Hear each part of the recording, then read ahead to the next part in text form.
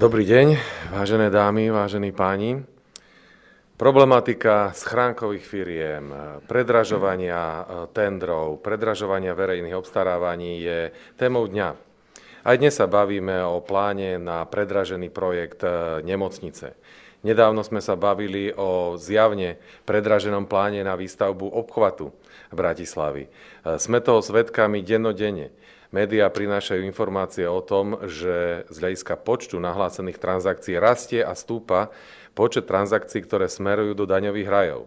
Jednoducho vidíme, že sa v čoraz väčšej miere rozmáha využívanie schránkových firiem na zakrývanie transakcií, ktoré pochádzajú z predražených verejných obstarávaní, ktoré samozrejme sú financované z peňazí daňových poplatníkov.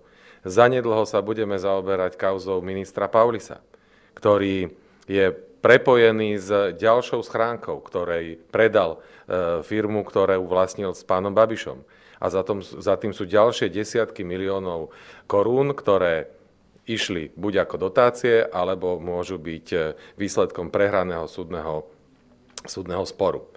Riešenie tohto problému je ale v jadre a pri koreňoch tohto javu.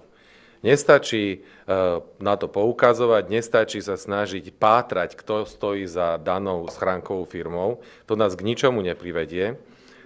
Bude to neúčinné ako mnoho iných opatrení, ktoré s veľkou marketingovou podporou boli uskutočnené, ale treba úplne na začiatku vytvoriť také pravidlá, ktoré znemožnia tomu, aby došlo k tomu, že je vôbec možné vyhrať tender vo verejnom obstarávaní na základe predraženej ponuky.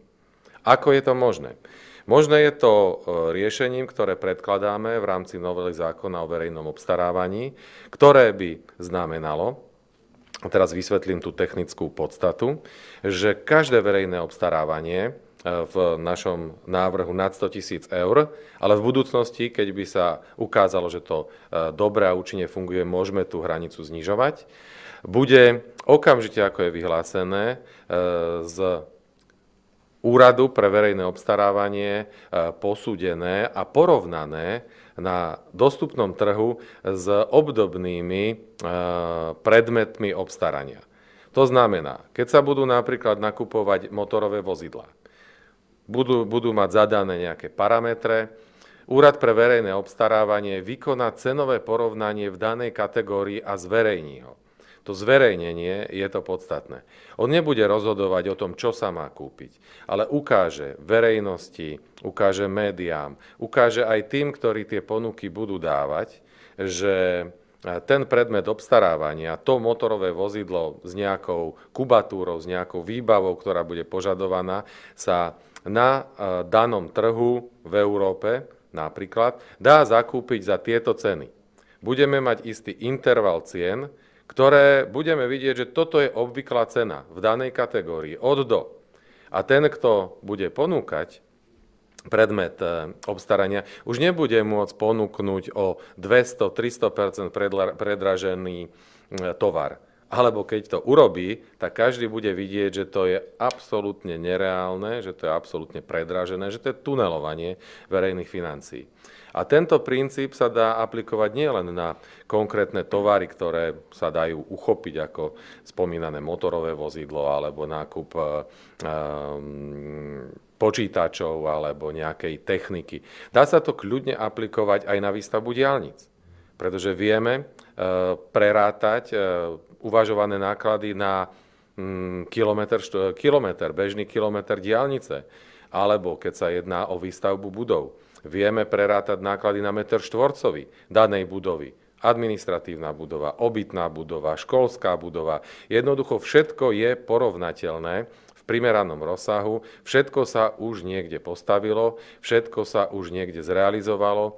Keďže žijeme v informačnom veku, nie je najmenší problém veľmi ľahko získavať z celej Európy, ba z celého sveta porovnateľné zákazky, ktoré sa dajú porovnávať, a takýmto spôsobom uzavrieme možnosť pre zneužívanie verejného obstarávania, ktoré malo znamenať, že sa nebude predražovať na to, čo dneska je realitou. Že sa veľmi masívne predražuje a že odtekajú financie. Potom zanikne ten hlavný problém, ktorý dnes sa predkladá, že kto za tým je, kto si tie peniaze ukradol. Pretože už sa tie peniaze nebudú kradnúť. Už nebude dôležité, kto je súčasťou tohto obstarávania, ale dôležité bude, že to verejné obstarávanie bude férové, bude za primerané náklady a bude ku prospechu ľudí. To je podstata nášho zákona a toto by sme chceli presadiť do legislatívy a myslím si, že toto by bolo zásadné riešenie, ktoré by prinieslo taký veľký posun vo verejnom obstarávaní, ako do celkového verejného priestoru priniesla novinka, ktorou bolo zverejňovanie zmluv na internete. Má to obdobný význam a obdobné dopady by to znamenalo, keby sa nám podarila táto legislatíva presadiť. Ďakujem pekne. Prvá poznámka je taká širšia. Slovenské verejné financie sú jednoznačne neudržateľné bez toho, aby sme urobili ďalšie kroky. Najčastejšie sa hovorí buď o zvyšovaní daní, alebo o plošnom šetrení. To zvyšovanie daní samozrejme znižuje hospodársky rast, platy, zvyšuje nezamestnanosť. Šetrenie znamená, že napríklad dáme menej peňazí na platy učiteľov, čo sa prejaví vo vzdialenosti ďalších generácií. Tretia cesta, v úvodzovkách hovorím, tretia cesta je zvyšovať efektívnosť verejných financií a zabrániť únikom. Tento návrh mierí presne tam. Je to najhumánnejšia a najefektívnejšia cesta konsolidácie verejných financií. To bola všeobecnejšia alebo taká skôr filozofickejšia poznámka. Teraz jedna technická, tú hranicu 100 000 eur pre uplatnenie tohto návrhu sme vybrali po konzultácii s Transparency International a mala by to byť taká hranica, ktorá ešte nezaťaží veľmi byrokraticky štátnu správu, nebude znamenať veľké náklady a súčasne už pomôže odhaliť tie najväčšie problémy.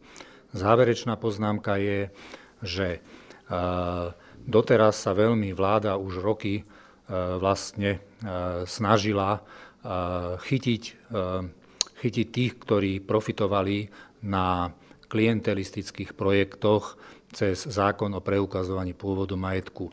Jednoznačne život ukázal, že touto cestou sa dá ísť síce, ale nie s veľkými úspechmi. My sa snažíme chytiť tie peniaze, chytiť ten problém hneď na začiatku.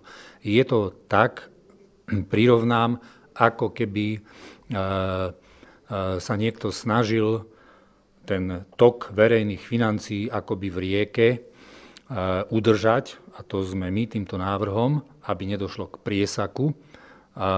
Keď už ale dôjde k priesaku, keď sa niekto nesnaží ten tok udržať kvalitne, tak už je potom veľmi, veľmi ťažké tú vodu naháňať po poliach.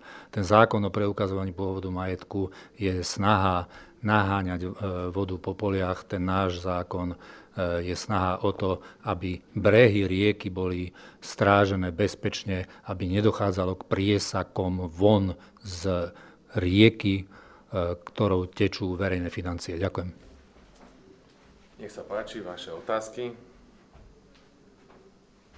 Pokiaľ nie sú, ďakujem za pozornosť a prajem príjemný víkend. Aj.